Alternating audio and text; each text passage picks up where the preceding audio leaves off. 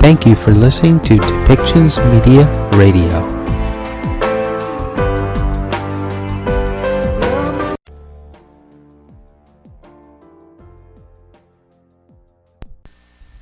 Welcome to Policy and Rights, the show about government policy and human rights.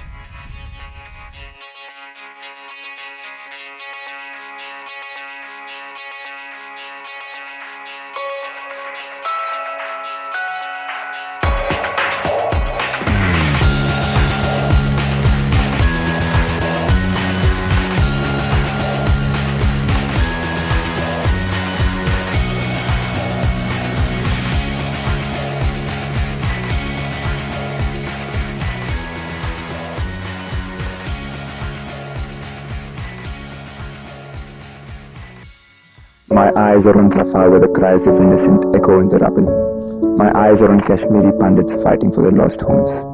My eyes are on the Hindus in Pakistan facing daily fears and uncertainties. My eyes are on the Hindus in Bangladesh seeking safety and dignity. My eyes are on every death, every act of ethnic cleansing, every war and every genocide. It breaks my heart to see some people using religion as a tool of division. I believe humanity should always come first, because true religion teaches us to put humanity above all. We fail to understand that we are all tiny creatures on a tiny piece of rock going around the sun. Let's make that experience better for everyone else. Welcome back to Policy and Rights here in Depictions Media Radio. I'm your host, Michael Clogs. You know, I'm starting to sound more and more like this angry podcaster who has to slam every piece of mass media that comes across my desk. It's becoming a little bit I don't know. It's way out there. Things do not need to be as polarized as what they are. Things do not need to be this one is completely right and that one is completely wrong. That is not how our world works. Our world works on a balance. And at this point right now, when I look out and I see all the polarization is out there, it tells me that our world is completely out of whack and that the common people need to take some sort of action to help set things right. Our world is at this point is on fire. We have war brewing and destruction happening in Eastern Europe with Ukraine and Russia.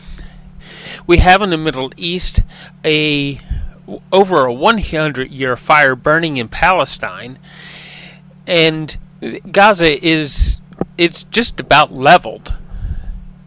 Even while I'm actually saying this, hundreds and hundreds of innocent people are being shot and killed because of an imbalance between the Hamas and Israel. Neither side is absolutely correct. And the mass media wants you to think that one side has to be absolutely correct and the other side has to be absolutely wrong. And that isn't true. You heard that clip ahead of all this.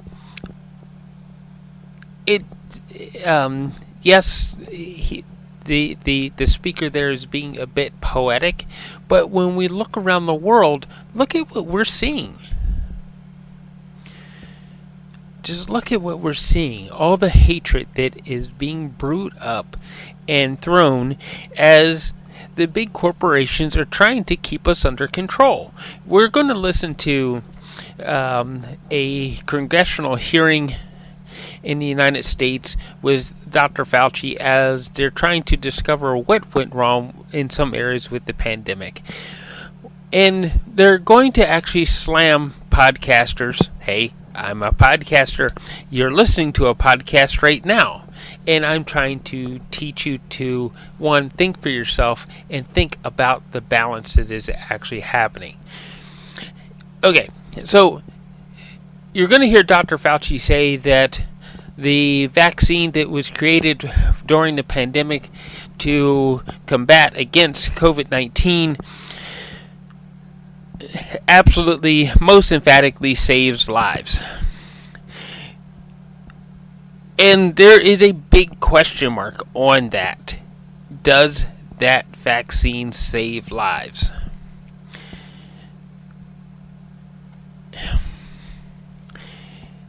It is possible that at one point it could save lives, but because the pharmaceutical companies were allowed to break so many protocols into bringing that virus to fruition and bringing it to the public, there is a lot of questions about its safety that the science community brought up, that, hey, something went haywire with medicine, and because, well, we have to, the big corporations say that we have to keep science separated, that physicists have to only speak about physics, chemists can only speak about chemicals, which I'm going to get back to back to my old profession, chemistry, in a second. Biology can only speak about biologists, and medicine, well, they have to be the top of the heap because they save people's lives. It couldn't be a bigger crock. The protocols that were put in place years ago for vaccines were broken. The science community said, hey, flag on the play, we have a foul. That we can't have, how can we have a vaccine come out in less than 11 months and proclaim that it is safe, when it usually takes the shortest pharmaceutical I ever heard of before that coming out into the public, saying that it will save lives, took at least 5 years. That it takes that long to actually release something to the public because of the studies that need to be done to make sure that it's not going to kill people. Now, there are a lot of conspiracy theories out there. It's off the rails. They are so out of touch with reality, it's ridiculous. Yes, and listen to them for entertainment value, gather whatever bits of information you can from them to find other ways to look for what you want to believe is true. Okay. At the same time, we have the flip side to that the pharmaceutical industry is also off the rail. There used to be laws against advertising any type of pharmaceutical on television or in public unless it went through a group of doctors first. And, okay, most recent one, Osmotic. It's out there. It's going to save you if you have diabetes because it's going to make your blood sugar drop like a stone. So now you have people being now bombarding, oh, I have diabetes, I need Osmotic, and they're going to their doctor and they're demanding this new life-saving drug because they've been programmed to think that it's going to work, when reality is that in a lot of respects, if we were to curb ourselves from the genetically modified foods and the white sugars and white flours that are out there, then maybe we wouldn't find our pancreases dying from overwork.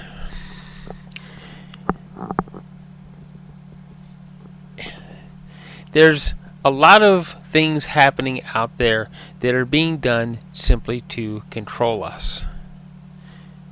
Let's try not to make independent media via podcasts one of those things. Let's try to come to an understanding that we all find an enlightened path, and that we question what is being told us because we want to understand. We don't want the information spoon-fed to us. We want information that is given to us so that we can make up our own minds.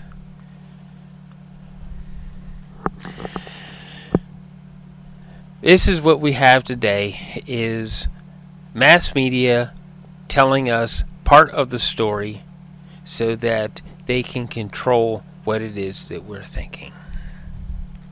They have us so that we're at each other's throats over what is happening in areas like Ukraine, Kashmir. Wait, no, most of us don't even know what Kashmir is.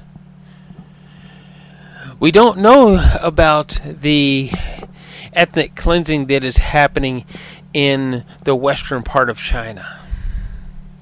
We don't know about that because, well, simply put, there's no profit to it. So the corporations don't even want to be bothered with it. They ignore it, and if it's ignored, then it doesn't exist. They don't want us to know about how the mining companies are causing the unrest in parts of Africa. Oh, wait. Could that mean Syria and the DRC that are forever having uprisings? They don't want us to know about those sort of things because, hey, if we found out about them, we might protest against it, and therefore their profit goes out the window. And, oh, wait. Then they can't sell us the newest, latest Tesla, or the latest, greatest cell phone. Oh, wait, we don't even buy them anymore. We lease them so that they can keep looping the newest one at us. Well, your lease expired on that, so here's the new one. It's all designed to give the corporations more profit. And at this point, the average person, the average working class individual out there is starving just to put food on their table and to keep a roof over their heads. It's time to push it back. Buy less. Of course, it's so expensive that kind of starting to make more and more sense. Buy less. Listen before you leap, and question every piece of information that is put in front of you, including what I just said. So, why don't we listen to that congressional hearing? We're going to listen to some clips from that as, yeah, Dr. Fauci should have some defenders. There's nothing absolutely wrong about the work that he did. He did it in the name of trying to save people's lives against an invader. That invader was the coronavirus COVID-19. So, why don't we listen to some of that and start to make up your own mind about what it is that is happening in our world and what you can do to spread a better world around for our future generations. Every single day. I was mayor during the time of the pandemic. I remember how painful it was to close businesses, to shut down schools, but how quickly we forget the pain and how scared we were as a country. We were washing our groceries as they were coming in. We were keeping seniors at a distance. The tragedy that was happening in our nursing homes. Thousands of people were dying a day, and you and your team of the best and the brightest scientists in this country and the world were doing everything that you could and working night and day to save more and more of those lives. A lot of my colleagues know that my mom was a healthcare worker during the pandemic. My mom died of COVID. My stepfather died of COVID. I lost both of my parents during the pandemic. So I take this very personally, especially when other members of this body who are tasked to be responsible and to actually help the American people attack medical professionals like you and across the world. Vaccines, the vaccine that you and your team helped foster have saved millions of American lives. These attacks are ridiculous. Now, even before this committee started, and I'm going to point a few things out.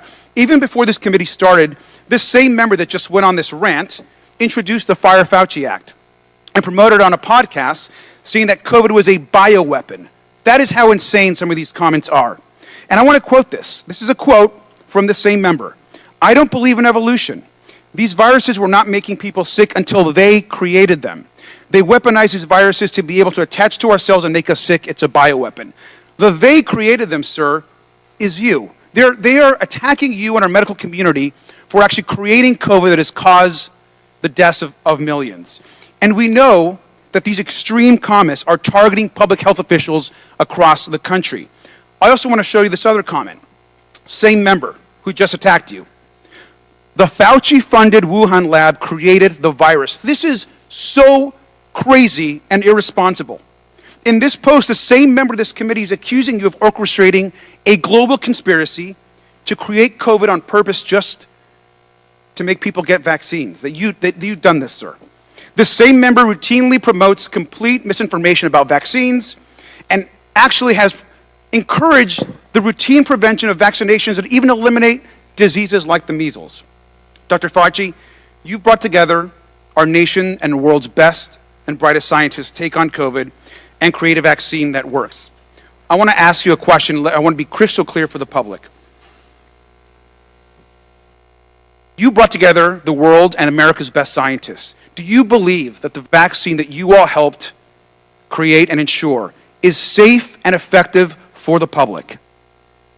Yes, and its track record has proven that.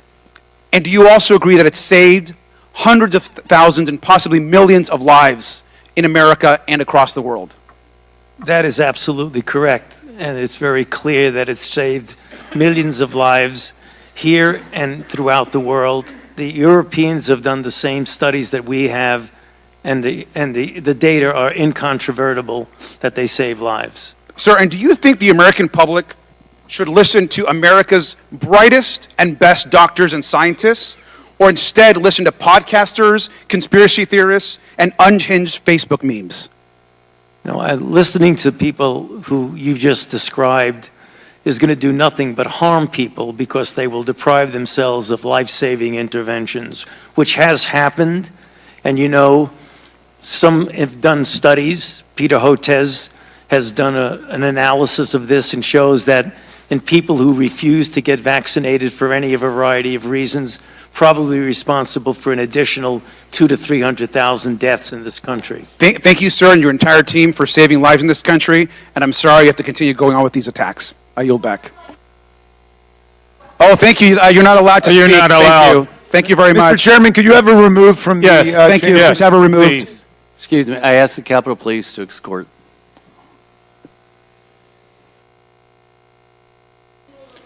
Yep, thank you. She can be removed. Yeah, you can be removed. Actually, you're not allowed to speak. Your time has Take your expired. Starbucks with you. Mr. Garcia, Mr. Raskin, you're out of line. Your times have expired. Now recognize Dr. Jackson from Texas for 5 minutes of questions. Thank you, Mr. Chairman. Dr. Fauci, I have to say, I, as so many Americans, am deeply disappointed in your actions during a critical time in our nation's history while you were in key leadership roles as the director of the National Institute of Allergy and Infectious Disease and as the chief medical advisor to President Biden. Put quite simply, you failed miserably, in my opinion. Based on all we have learned during the pandemic and all that we have since learned through this committee's work, I believe your failures stem from both an effort of self-preservation, manifested by a series of lies and cover-up, and by a total failure of leadership. It was obvious to everyone that you and your organization, NIH, had a lot to lose if the American people were to discover that COVID-19 was most likely leaked from a lab in Wuhan, China, and that you, via EcoHealth Alliance and Peter Daszak, actually funded this research, and that this lab was actively and recklessly conducting gain-of-function research. As such, you did everything in your power to deflect and cover up this possibility. You even recruited others to help you in this effort. Unfortunately, this cost our country and the world valuable time that may have led to answers regarding the origin, may have blunted the spread, and would have almost certainly saved lives. While I think most of us have known all along what I just described, what I have been appalled to discover through sworn testimony to this committee is the level at which you and those that worked for you went to cover up the obvious. Just a few examples, and I know these have been touched on, but they're important for everyone to hear. Dr. Lawrence Tabak, former acting director of NIH, testified that under the generic definition that NIH did in fact fund gain-of-function research. This was based on a definition that was initially used by NIH and a definition that was abandoned and removed from the website in October of 2021 and replaced by a new, much more detailed definition with a much higher bar that you have since conveniently used to define gain-of-function testing and to deny what Dr. Tabak has since confirmed. He also said that EcoHealth Alliance failed to properly and promptly report that their research violated the terms of the grant, something that went completely unaddressed under your watch. Dr. Morans, your senior advisor, who you have tried today to distance yourself from, but whose large volume of emails clearly demonstrate that you had a very close and personal relationship with, and who reported to you directly, has openly bragged about how he subverted FOIA requests. I remind you that the law requires you and your former organization to comply with Freedom of Information Act requests. It is not optional. If you or your employees or your organization that you oversaw were systemically avoiding transparency and illegally hiding or destroying documents that rightfully belong to the American people, then you should be criminally charged and they should as well. In addition, Dr. Gregory Folkers, your chief of staff, also engaged in illegal practices in which he crafted messages using symbols instead of letters to avoid FOIA exposure. In an email, April 2020, from Dr. Morans to Peter Daszak, he says, quote, "There are things I can't say." Well, I wonder what he couldn't say. He also went on to say, quote, "Except Tony is aware, and I have learned there are ongoing efforts within NIH to steer through this with minimal damage to you, Peter, and colleagues, and to NIH and NAID," end quote. And then a few days later, he said, quote, "I have reason to believe that there are already efforts going on to protect you," end quote. In February of 2021, Dr. Morans wrote to Boston University scientist Gerald Kirsch saying, quote, "I learned from our FOIA lady here how to make emails disappear after I'm FOIA'd, but before the search starts. So I think we are all safe," end quote. Dr. Fauci, I want to know what you were being protected from and what you needed to be safe from. I'm going to go on because I have a little time here. He went on to say, quote, "Plus, I deleted most of the earlier emails after sending to Gmail. Once again, illegal and an actual crime." Dr. Morans noted in another email to Dr. Kirsch saying, quote, I learned the tricks last year from an old friend, Marge Moore, who heads our FOIA office and also hates FOIAs," end quote. It is absolutely amazing to me that Dr. Morans and Marge Moore still have jobs and our taxpayers are still paying their salaries. Dr. Morans wrote to Dr. Daszak in April of 2021, quote, "P.S. I forgot to say there is no worry about FOIAs. I can either send stuff to Tony on his private email or hand it to him to work or at his house. He is too smart to let colleagues send him stuff that could cause trouble." End quote. Apparently, you neglected to surround yourself with equally smart individuals. Dr. Morans wrote to another collaborator, Peter Hotitz, in June 2021, at Baylor College of Medicine, that he had deleted all his emails related to COVID origin when, quote, "the shit hit the fan," end quote. He said, quote, "I feel pretty sure Tony were too. The best way to avoid FOIA hassles is to delete all emails when you learn the subject is pretty sensitive." In October 2021, Dr. Morans wrote to Peter Daszak, quote, "Peter, from Tony's numerous recent comments to me and from what Francis has been vocal about over the past 5 years, we are trying to protect you, and they are protecting their own reputations as well," end quote. I'll just jump ahead. The American people can rest assured that we are going to continue to pursue answers, and we continue to push for full accountability from you and your colleagues despite continuing efforts to try to cover this up. Dr. Fauci, history will not be kind to you, and you will be known as the man who put his personal interests before the interest of the American people, the very people that you were supposed to be protecting. Your actions, along with several others we have had before this committee, have completely eroded America's trust in our public health system and the agency that you represented for half a century. With that, I yield back. Gentleman's time has expired. I now recognize Ms. Takuda from Hawaii for 5 minutes of questions. Thank you, Mr. Chair, and I hope I'll have an additional 30 seconds like the previous gentleman. And Dr. Fauci, I have allowed that today Thank on you. several occasions. Thank you, Mr. Chair. Dr. Fauci, you deserve better than this. The other side suddenly cares about puppies, ironic given recent book publications, versus the millions of people that you have kept safe and alive over your lifelong commitment to public health. I'd like to use my time to dispel some of the myths about you that have circulated in right-wing circles. We can all acknowledge that, yes, suspension of in-person activities during the early days of COVID, it was necessary to save lives and to stop the spread, and it was not without its challenges. It was difficult, particularly for our nation's students, like my two sons in public schools, and our business owners. But to completely blame these policies on you, Dr. Fauci, is absolutely ridiculous. I'd like to make the record clear on something. The decision to suspend in-person learning, dining, and other activities, that was not a decision that you were somehow solely responsible for, including in your role as NIAID director. Is that correct? In fact, these decisions were actually made at the state and local level in communities across the country, like my home state of Hawaii, which was particularly aggressive, in part as a response to the Trump administration's early failure to contain the initial outbreak of the virus. Is that not correct? I'm sorry, I didn't, ma'am, I'm not really hearing you very well. Could you just put your... We'll put it a little bit closer, but to be clear that the decisions were actually made at the state and local levels in communities across the country. That is correct. Okay, thank you. Now I'd like to shift topics and turn to the allegation that you sought to suppress opposing viewpoints about the pandemic response. Over the past 15 months, majority members of this subcommittee have levied the allegation that federal health officials censored proposals like the Great Barrington Declaration, which were inconsistent with the overwhelming consensus of the scientific and medical community. Much attention has been paid to an email Dr. Francis Collins sent you regarding the Great Barrington Declaration, where he called for a quick and devastating published takedown of its premises. To be clear, this was not Dr. Collins suggesting that you suppress or censor the Great Barrington Declaration. Rather, he was suggesting that the points you just explained be memorialized to substantively refute the scientific premises of the Great Barrington Declaration.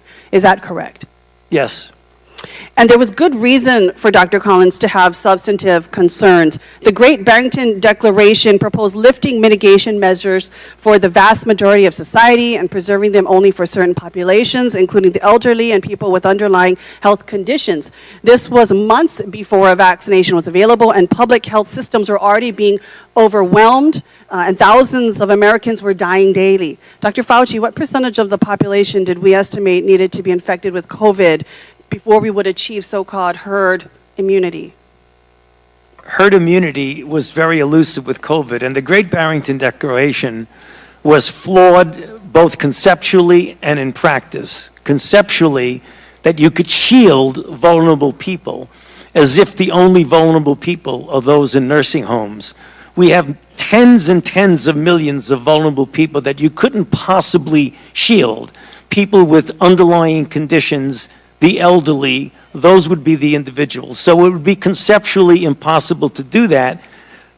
Herd immunity, as we know, means if you have a virus that doesn't change and a virus in which when you get infected or vaccinated, you have highly durable, perhaps lifelong immunity. That's not the case with COVID. We know immunity wanes and we have multiple variants. So in practical purposes, the Great Barrington Declaration was invalid, both conceptually and practically. Thank you, Dr. Fauci. You've answered a few of my other questions in terms of the fact that for many of us that live in multi-generational communities, thousands, hundreds of thousands, millions more lives would have been impacted by this so-called approach. And given the fact that the virus's rapid evolution that we have seen since 2020, herd immunity approaches would be absolutely ineffective against COVID. If you would answer one more question, considering the mortality rates at the time, how many more deaths might we have seen, just briefly? I mean, if we had done that, just let it rip, there very likely would have been another 1 million people would have died, I would imagine. Thank you, Dr. Fauci. So it wasn't the federal government suppressing the Great Barrington Declaration. Rather, it was about protecting and saving millions of American lives. The COVID-19 pandemic wasn't some academic exercise. It was real. It was in real time. It was about saving lives in real time. Theories like herd immunity may seem plausible on paper, but we have to remember that it is based upon the assumption that enough people would have to be infected. And that would likely have meant that our family members, our friends, our neighbors, our constituents, especially those in our most marginalized, multi-generational rural communities, would have died. So thank you, Dr. Fauci. I want to thank you, not blame you. Thank you for your science. Thank you for your science that have saved millions of American lives, kept us safe, including my children, many of our families right here on this dais. And thank you for clarifying these points for the record and for all of your efforts to keep us safe during the pandemic and so many other health crises we have faced over the decades that you have served. Mahalo, Mr. Chair, and I yield back. Now recognize Dr. McCormick for 5 minutes of questions. Thank you, Dr. Wenstrup, Chairman. It's been insinuated that politicians, only bloggers, only conspiracy theorists are disagreeing with you. I want to point out that I'm probably the only member of Congress that actually treated patients during the pandemic from the very beginning to the very end of the pandemic, during night shifts in the ER. Thousands of patients during that time. And in 2020, I was censored. My medical license was threatened because I disagreed with bureaucrats. Literally taken off the internet as a person who is treating patients with leading-edge technologies, developing theories, but doing my very best, but being censored by the United States government for the first time, stepping in and taking the place of medical professionals as the experts in healthcare. Any dissent surrounding COVID-19 treatments, mask mandates, and any public policy surrounding the pandemic was immediately labeled as anti-science. I watched as public health officials and politicians told my patients what treatment options were best for them, regardless of their comorbidities or their medical history. Despite my education and my training and my experience, my opinions were relegated to conspiracy and misinformation by so-called healthcare experts who had never treated a patient throughout the entire pandemic. This has been a black eye on the medicine and has highlighted why government should never insert itself in between patients and their healthcare providers. The American people deserve to make medical decisions through conversations with their physicians rather than politically motivated mandates. Dr. Fauci, did you ever treat a patient for COVID during the pandemic? I was part of a team that was at the NIH that took care. We didn't take care of many of them. Okay, so not hands-on. Got it. Thank you. Why would I be criticized by a bureaucrat for doing my very best as a healthcare? This is a rhetorical question. But why? Why would the government, who's never treated a patient for COVID, you can read all the things you want, but you're not there. You're not seeing patients. You're not watching people die, intubating patients right there with that disease in your face, watching it happen, watching the development of this disease and actually learning from it. But I'm being told by bureaucrats what's right and wrong. And what's funny is everything I was censored on, I was proven to be right. Pretty crazy, isn't it? You said in an interview that you gave as part of an audiobook written by Michael Specter that you believed an institutional should make it hard for people to live their lives so they'd feel pressured to get vaccinated. Could we run the audio clip on that, please? You think can be done about it. I have to say that I don't see a big solution other than some sort of mandatory vaccination. I know federal officials don't like to use that term. Once people feel empowered and protected legally, you are going to have schools, universities, and colleges are going to say, you want to come to this college, buddy? You're going to get vaccinated. Lady, you're going to get vaccinated. Yeah. Big corporations like Amazon and Facebook and all of those others are going to say, you want to work for us, you get vaccinated. And it's been proven that When you make it difficult for people in their lives, they lose their ideological bullshit and they get vaccinated. Thank you. Are all objections to COVID vaccinations ideological bullshit, Dr. Fauci?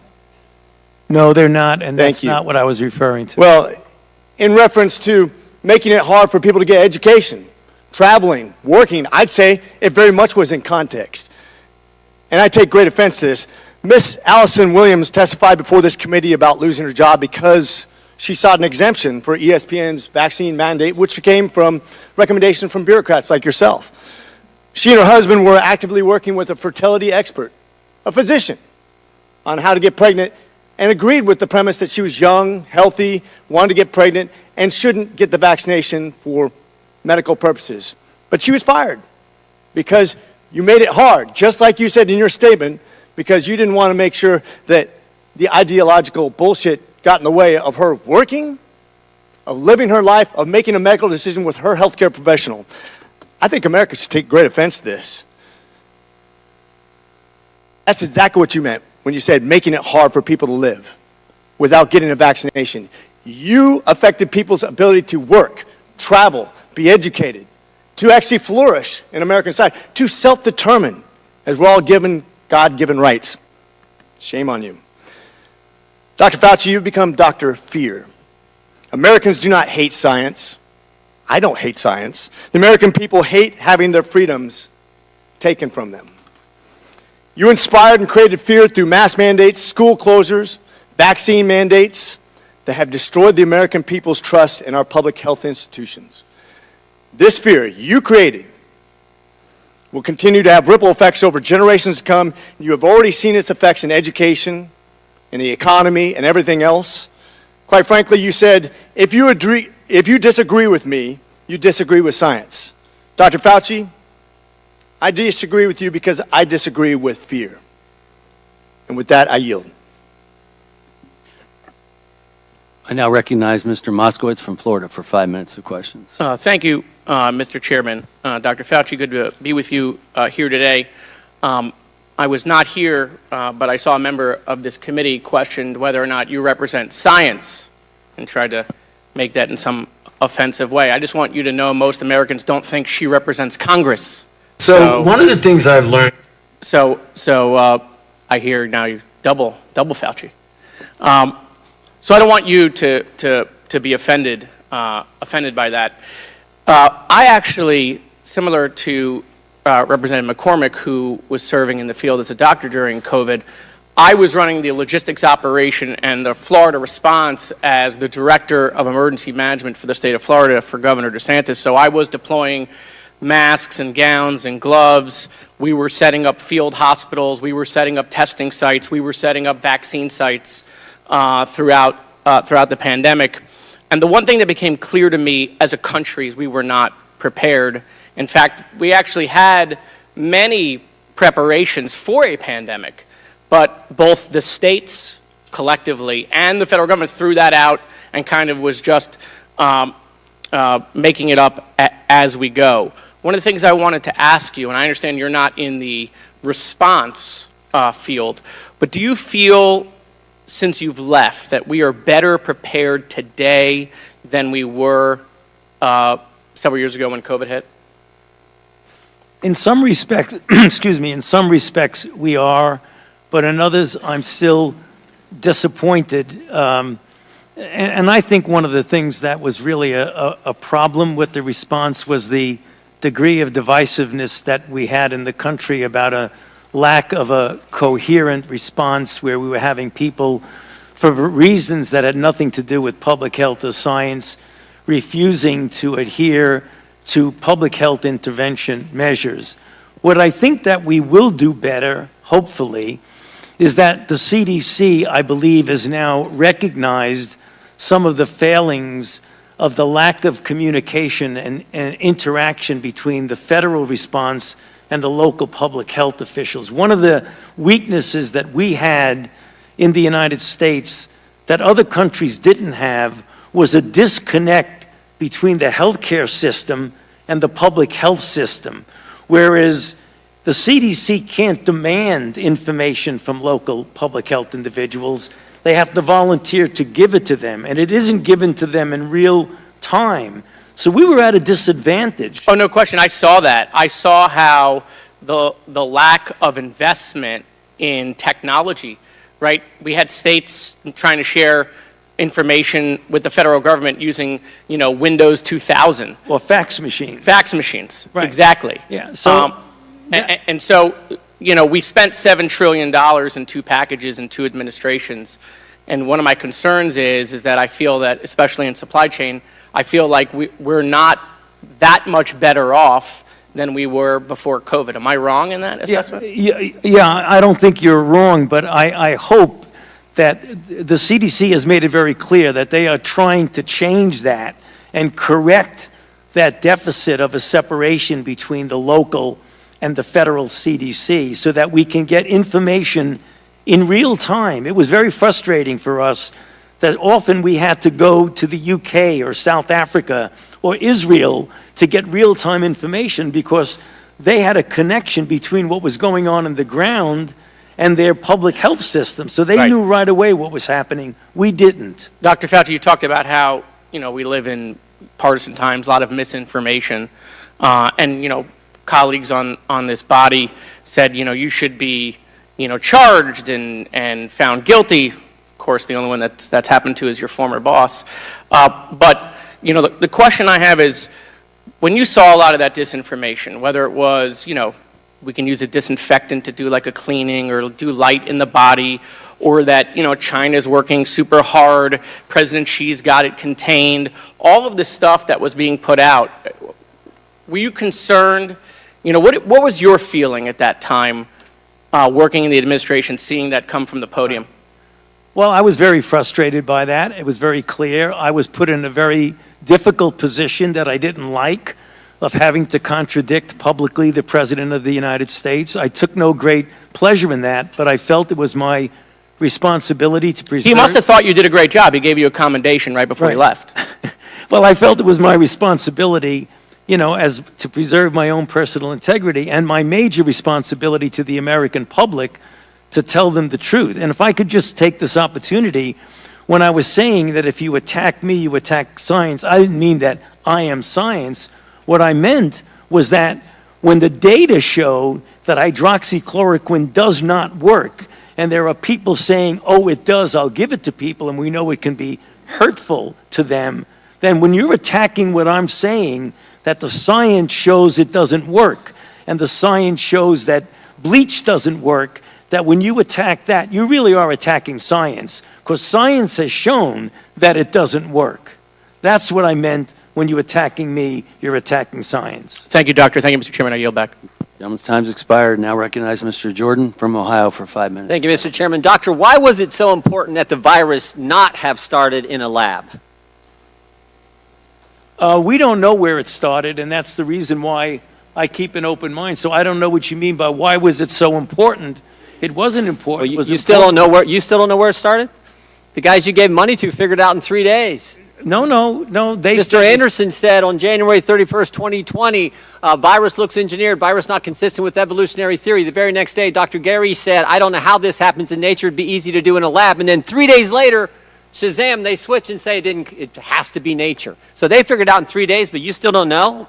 No, in fact, if you look at what they were saying, Congressman Jordan, they were saying that it was not a manufactured virus. It still could have evolved out of a lab. Well, let me read something here to you.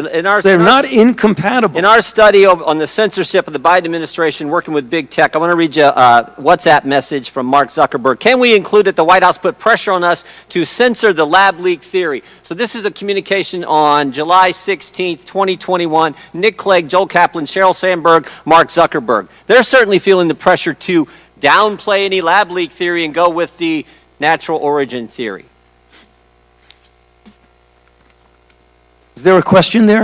One's coming. Here's another email to Mark Zuckerberg. It says, subject line, COVID misinformation, Wuhan lab leak theory. In response to continued public pressure and tense conversations with the new administration, we started removing 5 COVID claims, including the lab leak theory. Mr. Zuckerberg responds, this seems like a good reminder that when we compromise our standards due to pressure from an administration in either direction, we often later regret it.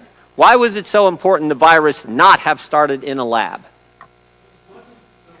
Wasn't so important that the virus not. We don't know.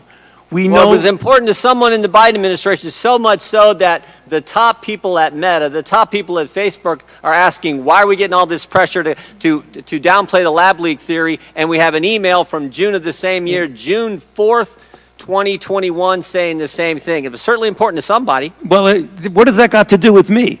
I'm asking you because you're the expert on the coronavirus. I'm saying, why Am I was on the those administration, emails? why was the administration so pushing not to have the lab leak theory as something that was viable? I can answer that. I've kept an open mind throughout the entire You kept process. an open mind, Dr. Fauci, open mind. That is correct. What happened in those 3 days? Why did Dr. Anderson and, Mr. Anderson and Dr. Gary, why did they change their mind in 180 degrees? Because what Christian Anderson says 3 days later, after he said virus looks engineered, virus not consistent with evolutionary theory, 3 days later he says the main crackpot theories going around at the moment relate to this virus being somehow engineered, and that is demonstrably false. How did they figure all that out in 3 days, Dr. Fauci? You can do You still that. have an open mind. Well, what they did is that they testified before this committee. What they did, they went back and looked at the sequences and realized that their initial concern was unfounded about that, and it did not look at all like it was manufactured. But as they said in their paper, even though they feel it was more likely... 3 days, they figured it out. That's exactly. You could do that Okay. in 3 days. You Okay. can scan sequences in a day. You Okay. don't need 3 days. Okay, who's Robert Redfield? The former director of the CDC. Dr. Redfield, right? And he was also in the coronavirus task force. Is that accurate? He was a member of the coronavirus task force. And here's yeah. what he said to this committee. He said, Redfield said that Fauci and Collins left him out because Redfield suspected that coronavirus had leaked from the Chinese lab. Is that accurate? Well, he said that, but that's not true. You're That saying is incorrect, Congressman. Dr. Redfield's lying to the committee when No. he sat right where you sat? When he said that I kept him out, that is an incorrect statement. The roster who was on the phone Was Dr. Redfield in that conference call on February 1st when you had Mr. Anderson and Dr. Gary on that call? He was not. And the conference call was put together by Jeremy Farrar. So no one kept him out. He said he was kept out because he felt... Did U.S. tax dollars... You want me to answer the question? Yeah, I would just wonder why he wasn't on the call. It seems to me the head of CDC, part of the coronavirus task force, which was formed 2 days prior to that call, would have been on the call. Well, the call was arranged by Jeremy Farrar. You should ask him. Okay. Did U.S. tax dollars flow through a grant recipient to the lab in China? I'm sorry. What was? Did U.S. tax dollars flow through a grant recipient to the lab in China? Yes, of course. It was a sub-award to the Wuhan Institute. And who approved that award? Excuse me? And who approved that award? What agency approved that award? National Institute of Allergy and Infectious Diseases. Your agency approved that, right? Yes, it did after... Did that have anything to do with this downplaying of the lab leak theory? No. Nothing to do with it? Nothing. What, do you agree that there was a push to downplay the lab leak theory? Not on my part. Really? Really? Wow. Wow. I think most of the country would find that amazing. I still got 11 seconds. Well, look at the facts. I've kept an open mind throughout the entire process. All right, I yield back. I now recognize the majority staff for no longer than 30 minutes of questions. Dr. Fauci, it's good to see you again. I want to ask a couple questions about some of the members' questions and then get into some follow-ups. The issue of the CIA trip was brought up. That was brought to us by a whistleblower. That was not an allegation made by the committee. It was an allegation made by the whistleblower. You testified at a transcribed interview back in early January. Do you recall me asking you about that allegation? About the going to the CIA? Yes. And do you recall, and you denied it then as well, and you denied it here today, do you recall the subcommittee publishing that you denied it? I don't recall. We did. You did, okay. We put it out in a press release afterwards that you denied the whistleblower's allegation. And then today, during the course of the last couple hours, have any members on the majority side of the dais asked you about a trip to the CIA? Yeah. They have? No, they have. I'm sorry, Mitch, I'm not hearing this so well. I have a point of order, Mr. Chairman. Gentleman's point of order. What's the gentleman's point of order? I have an inquiry about whether or not I'm hearing things or whether or not you just yielded 30 minutes of committee time to staff. That is correct, both sides. And the question that the gentleman just raised was a question that I raised. So apparently he was not listening when I was questioning Dr. Fauci. Thank you for your point of order. You may continue. What I asked was, we asked you about this in a transcribed interview. You testified that you did not go to the CIA. We published that you refuted that allegation. And then today, no members of the Republican side of the dais have asked you that question. Is that accurate? Thank you.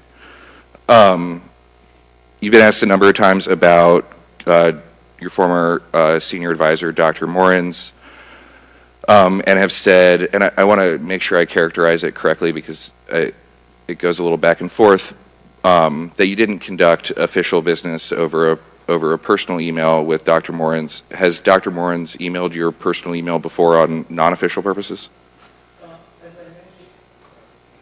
As I mentioned, we wrote scientific papers together, so he very well may have used that. Of course, that's the email I use when I write a scientific paper, right? And that's because NIAID policy allows you to write on semi-official time, write papers, but you just have to put a disclaimer that this is not the view of in other NIAID. words, if you're doing something as official business, you shouldn't use your emails that are your official business. So in order to be compliant with the regulations, you would use a personal email. I appreciate it. I want to ask about some of the public health policies enacted during the pandemic. Dr. Francis Collins, the former NIH director, recently said in an interview, and I'm quoting, you attach an infinite value to stopping the disease and saving a life. You attach a zero value to whether this actually totally disrupts people's lives, ruins the economy, and has kept many kids out of school in a way that they never quite recovered. Understanding the COVID task force had a lot of voices at the table, is that an accurate description of the public health advisors, and then you could fit in other advisors along the way? Yeah, Mitch, what I believe that Dr. Collins was saying was that we give advice based on pure public health issues. It's very, very clear now, retrospectively, looking at the potential collateral negative effects of things like mandating. It would be important for us now, since the purpose of, I believe, why we're here, is to how we can do better next time, is to consider the balance. I think things that we did in the beginning were in the context of horrible situation of 4,000 to 5,000 deaths per day. But that doesn't mean that you don't go back and look and say, did everything we do at that point and the duration for which we did it, was that appropriate, and do we need to re-examine? I believe that's what Dr. Collins was referring to, and I agree with him on that. And you got to my next question, that we are here trying to figure out how to do better next time, lose fewer lives next time. Would that be a better thought process going forward of thinking about the possible unintended consequences of public health measures? Absolutely. And you've heard from both sides of the dais today, first weeks, months, novel virus, nobody knew what was going on, called for some drastic measures. Understanding, or once there was a better understanding of who the most affected demographics were, do you think it would be important to more narrowly craft public health measures to specifically favor those demographics? The answer is yes, but you have to be careful. Because if you have a certain group that is being predominantly afflicted, if you're really, really clear that another group is really quite protected, then you should fashion it demographically related. But what often happens with outbreaks is that they're a moving target, and you only hear about other vulnerables as you get further into the outbreak. So the answer to your question is you're partially correct that you need to do that, but you've got to be careful when you're dealing with a moving target. And we can appreciate that. You've been asked a little bit again about the theories of natural immunity and herd immunity. Those are both real scientific theories in infectious disease, is that correct? Yes. And between infection-acquired immunity and vaccinated-acquired immunity. Did the United States hit herd immunity? The answer is no, and I've written a paper on that, is that when you're dealing, and just let me take 30 seconds, I don't want to run out the clock on you, but I think it's important to make this point. When you talk about herd immunity, it's predicated on two principles: that you're dealing with a pathogen that's not changing, and number two, that when you either get infected or vaccinated, the duration of the immunity is measured in decades, if not a lifetime. So that if you have a pathogen that stays the same, like measles doesn't change. So I was infected with measles when I was a child. It's the same measles that's infecting people in certain countries in the developing world. Number two, when you get either infected or vaccinated with measles, you have immunity that's durable minimally in decades and possibly for life. So if you get the same pathogen and you get a large percentage of the people who have either been infected or vaccinated, then you have herd immunity. We did not ever have that with COVID. And you've also been asked a number of times about the vaccine and vaccine mandates. Were you the one that recommended to the president to mandate vaccines for certain individuals? No. Do you know who did? No, it was more of it was a combination of a group and just saying that, certain agencies like the Labor Department or what have you would feel that this would to be done. But it was not like I one day said, hey, we should mandate vaccines.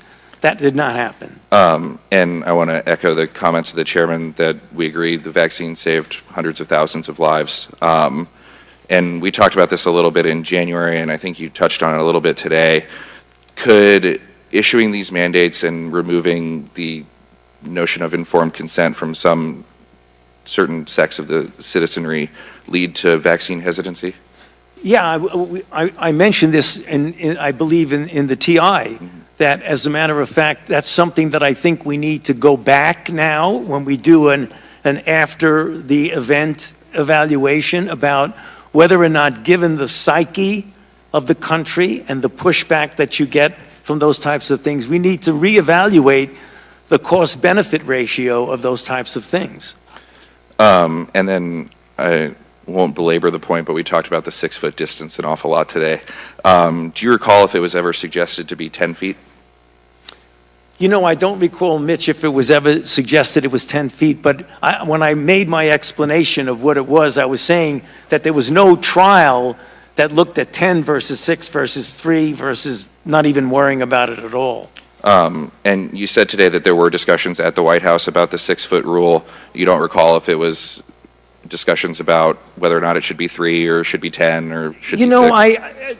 I don't recall, Mitch, what the exact discussion was, but as I've said in response to multiple questions, what we had, the CDC was said that on the basis of their evaluation, which was based on the droplet approach, that 6 foot would be to go. And since there was no clinical trials going one way or the other, that's why it was accepted by the group. And then it hasn't been a large topic today, and we talked about kind of, again, the many unknowns in early 2020. Schools were closed through the semester. Some schools reopened for the fall semester. Some remained closed going through into 2021. Looking back, are there current academic ramifications of remote schooling or kids not being in school? I think there have been a number of I know that there have been a number of studies to show that there are lasting effects, at least up to this point. They tend to attenuate over time, but there have been substantial negative effects on learning and on children when you keep them out of school for a prolonged period of time. Have you seen any studies suggesting physical health ramifications? I haven't seen physical health ramifications. Mental health? I believe that there are some that show psychological issues that relate to keeping kids out of the environment, of the social environment of the school. And apologize for bouncing around. We don't have 14 hours with you today. I've got 30 minutes, so I'm going to... I'm so sorry about that. I'm going to move quickly. Yeah. again, across the dais, both sides of the aisle, a lot of questions on the origins of COVID and finding out the origins and how that could better lead to both protecting against spillover and wildlife trade, but also increased biosafety standards.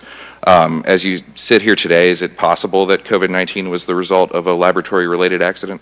Oh, absolutely. And I keep, like I mentioned multiple times, I keep an open mind. I feel, based on the data that I have seen, that the more likely, not definitive, but the more likely explanation is a natural spillover from an animal reservoir.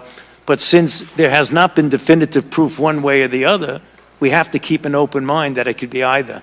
And based on that answer, I think, is the hypothesis that COVID-19 accidentally leaked from a lab a conspiracy theory? No, I mentioned that several times. Conceptually, the concept of it is not a conspiracy theory.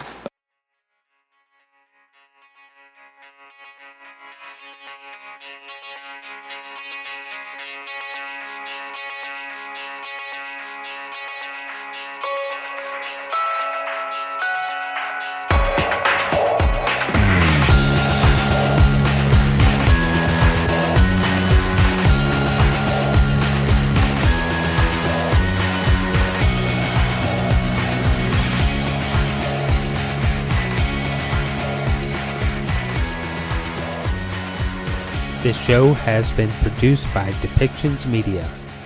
Please contact us at depictions.media for more information.